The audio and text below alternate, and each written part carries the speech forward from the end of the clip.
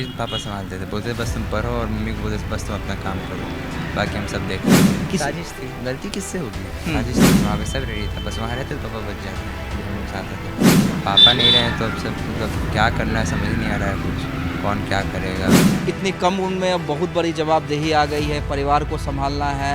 तक पकड़ा जाना चाहिए था और क्या रहा, ऊपर से हम लोग को भी खतरा बना हुआ है। जब मेरे पापा को मारने में टाइम नहीं लगा तो मतलब हम लोग को तो और खतरा बना है। एक आदमी का काम तो है नहीं है, ये छोटा मोटा तो कर नहीं सकता। देखिए, रंजीत राय उर्फ दही गोप का हत्यारा अभी तक पुलिस की गिरफ्त से बाहर है और ये पटना पुलिस पर कहीं ना कहीं सवालिया निशान है।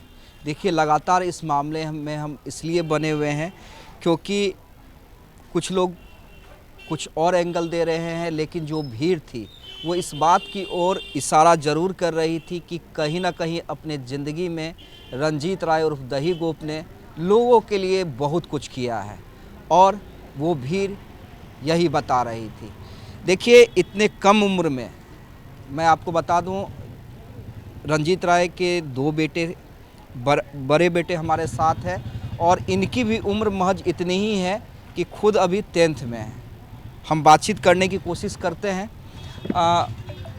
बाबू, आप 10th में अभी पढ़ रहे हो ना? कुछ दिनों के बाद बोर्ड है, 2 महीना के बाद।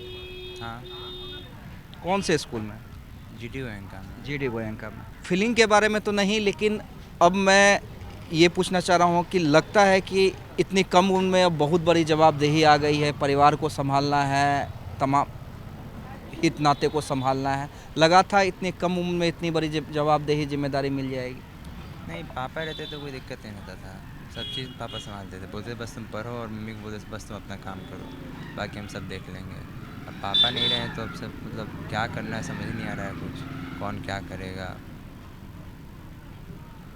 अच्छा, ये घटना जिस दिन घटी थी उस दिन कैसे अचानक से, क्या आप थोड़ा एक बार फिर से बताना चाहेंगे?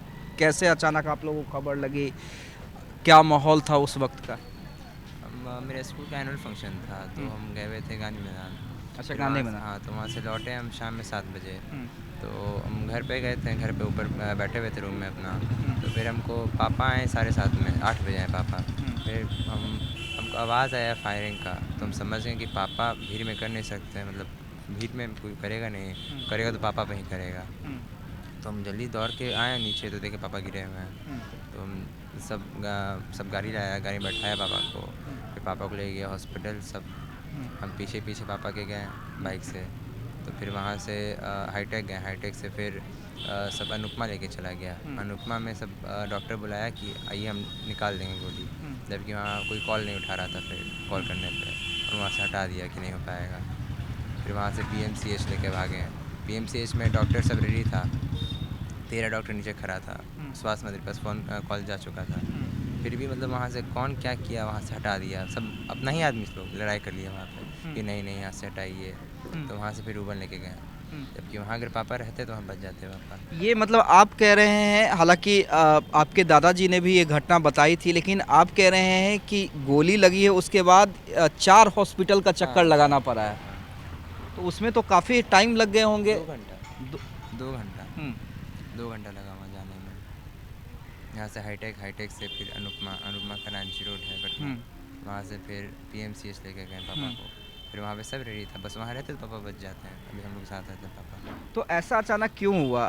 कौन लोग थे कि भाई, जब खुद स्वास्थ्य मंत्री मंगल पांडे ने कॉल कर दिया है, पूरा PMCH अलर्ट मोड पे था, डॉक्टर्स अलर्ट मोड पे थे, तो क्या लगता है कि गलती हुई या वाकई साजिश थी कि किसी? साजिश थी, गलती किससे होगी? साजिश थी, साजिश किया गया था।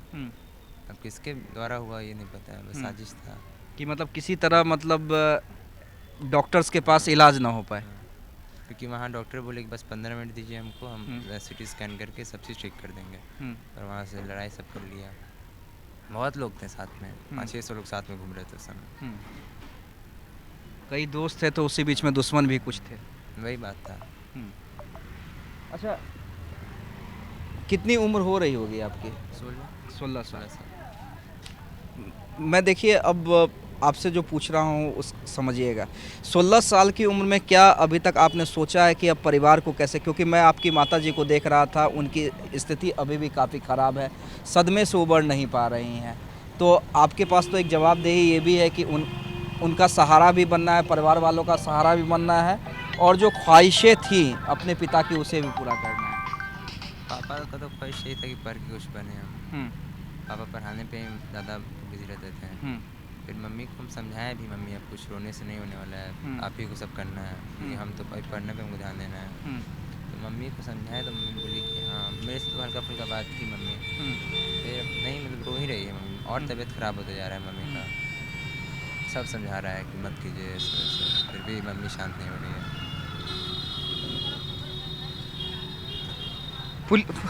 पुलिस का जो अभी तक रवैया रहा है, किस रूप में देखते हैं? उम्मीद है कि हत्यारा जल्द पुलिस की गिरफ्त में होगा, या लग रहा है कि कहीं ना कहीं पुलिस की ओर से जो उन्हें एक्टिव होना चाहिए उतनी एक्टिव नहीं हो पाई है? नहीं, पुलिस एक्टिव है, हत्यारा पकड़ा भी जाएगा जल्दी। बस जिस जिस स्पीड में होना चाहिए वो स्पीड में नहीं हो रहा है। स्पीड थोड़ा कम है। हाँ, स्पीड बहुत कम है, थोड़ा नहीं बहुत कम है। अभी तक पकड़ा जाना चाहिए था हत्यारा। ऊपर से हम लोग पे भी खतरा बढ़ा हुआ है। हम हैं, माँ है और मेरा भाई है, तीनों हैं बस, उसके अलावा तो कोई है नहीं मेरे पास। अब हम तीनों पे भी खतरा बढ़ा हुआ है। जाहिर सी बात है, देखिए हत्यारा अगर बाहर है तो जाहिर सी बात है परिवार वालों को डर है कि भाई जब मेरे पिताजी जो इतने लोकप्रिय थे, समाज के बीच में प्रचलित थे, और उनके घर के सामने देखिए ये उनका घर है, हम संतोष जी को कहेंगे, और महज उनके घर के नीचे ही बीच सड़क पे उन्हें गोली मारी गई हत्यारों ने।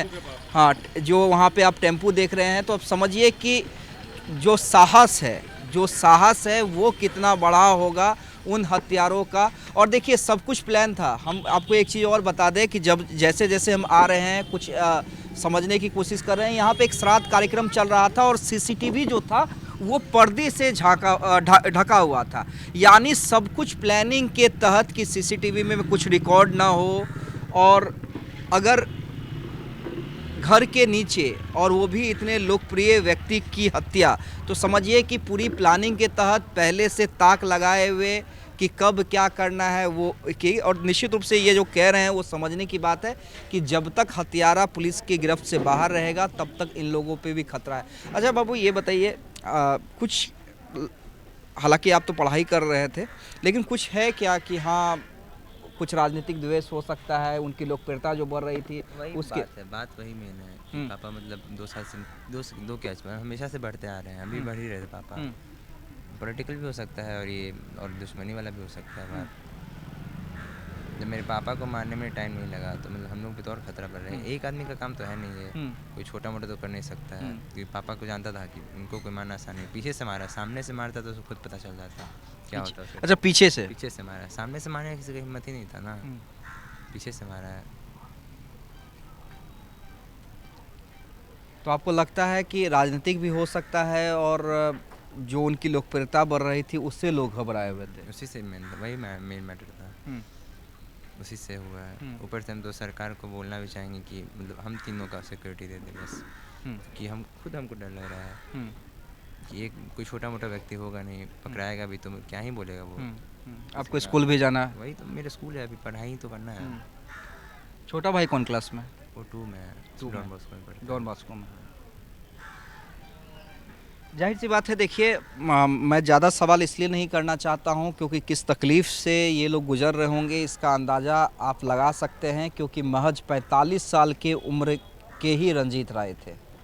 बड़े बेटे इनकी खुद की उम्र महज 16 साल की है, और 10th का इस बार एग्ज़ाम देंगे। मनोस्थिति आप समझ सकते हैं, इतने कम उम्र में बड़ी जिम्मेदारी आ गई है।